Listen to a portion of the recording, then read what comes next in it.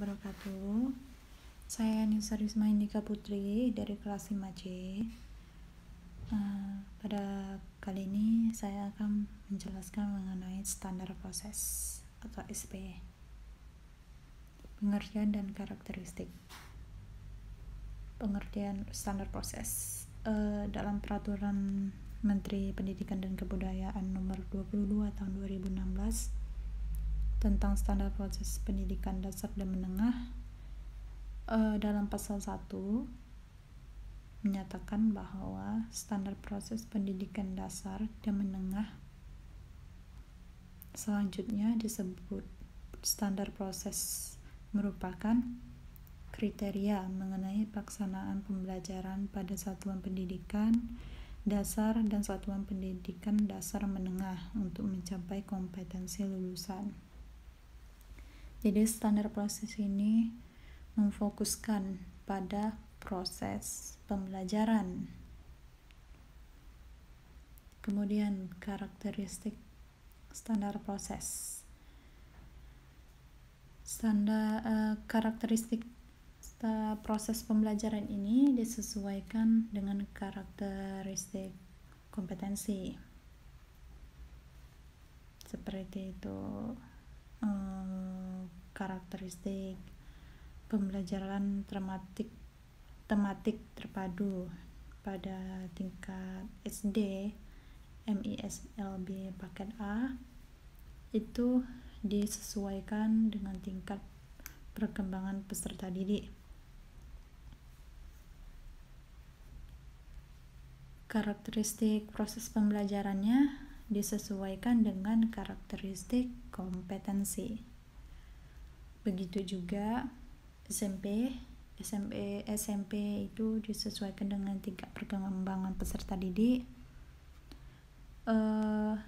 dan pada jenjang SMP ini disesuaikan dengan karakteristik kompetensi yang mulai memperkenalkan mata pelajaran yang mempertahankan tematik terpadu pada IPA dan IPS.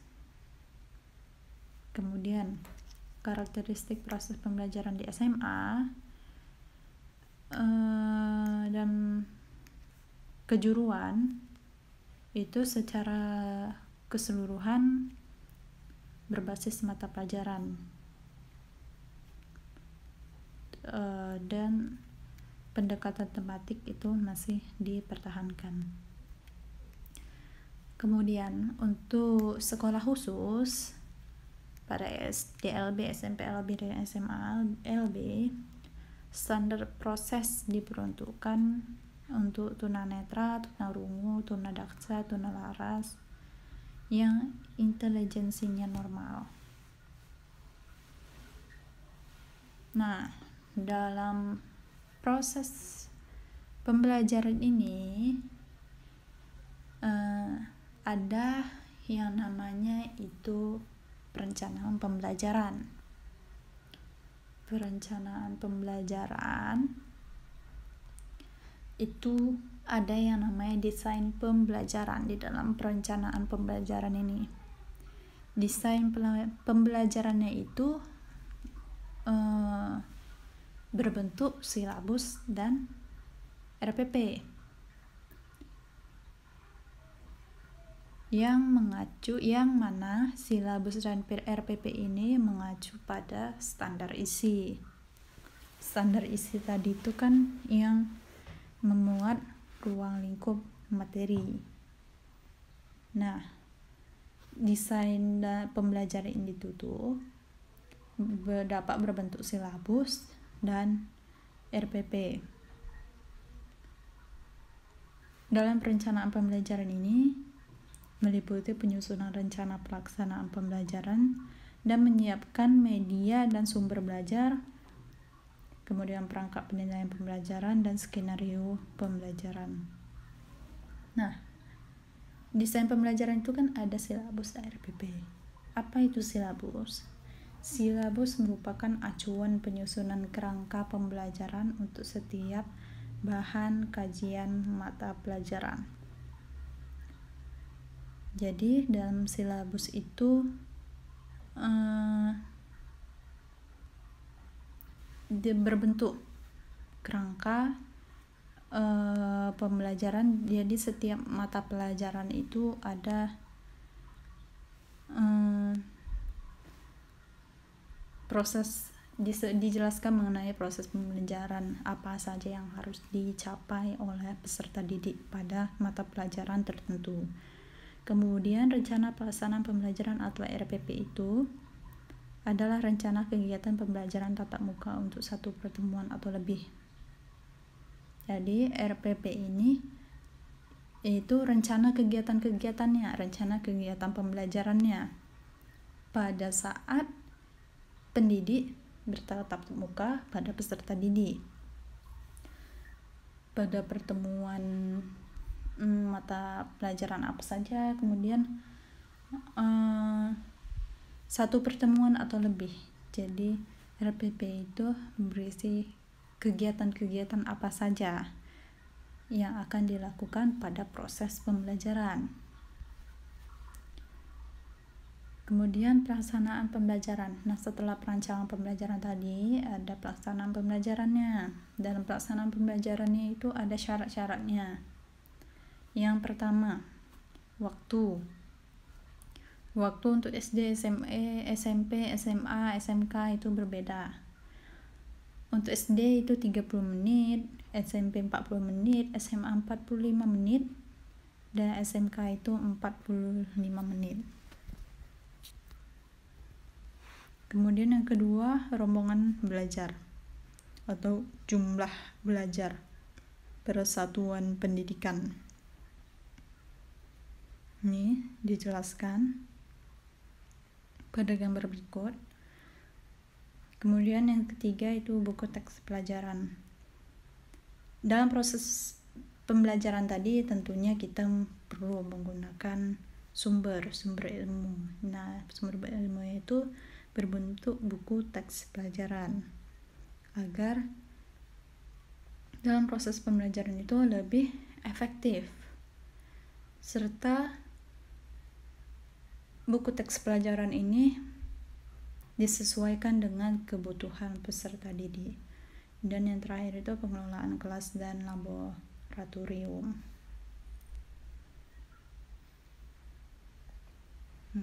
Kemudian pelaksanaan pembelajaran.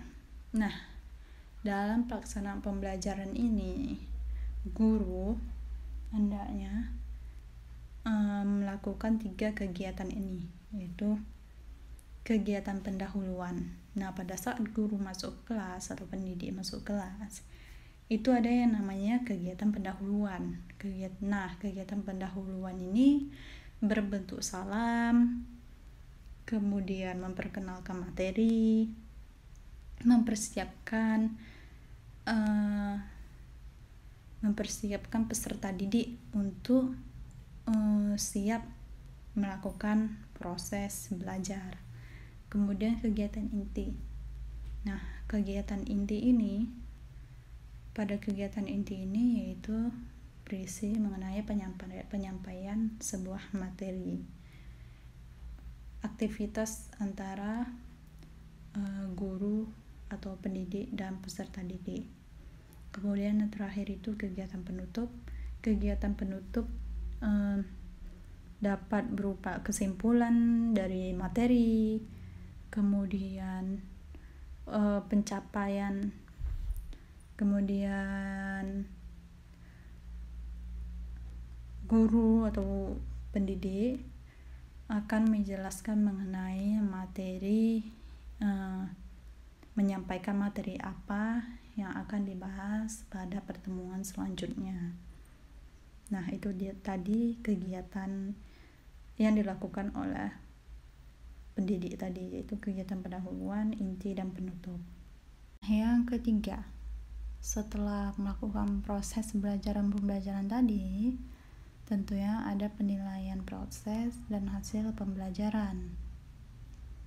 Nah, penilaian proses pembelajaran ini menggunakan pendekatan penilaian otentik yang menilai kesiapan peserta didik, kemudian proses pelajarannya, dan hasil belajarannya secara utuh. Kemudian hasil dari penilaian otentik tadi digunakan guru untuk merencanakan program perbaikan atau yang kita kenal sebagai remedial. Kemudian pengayaan dan pelayanan konseling. Selain itu, hasil dari penilaian tadi dapat juga digunakan untuk memperbaiki proses pembelajaran yang sesuai dengan standar penilaian pendidikan. Nah, setelah penilaian tadi, ada yang namanya pengawasan proses pembelajaran. Pengawasan proses pembelajaran ini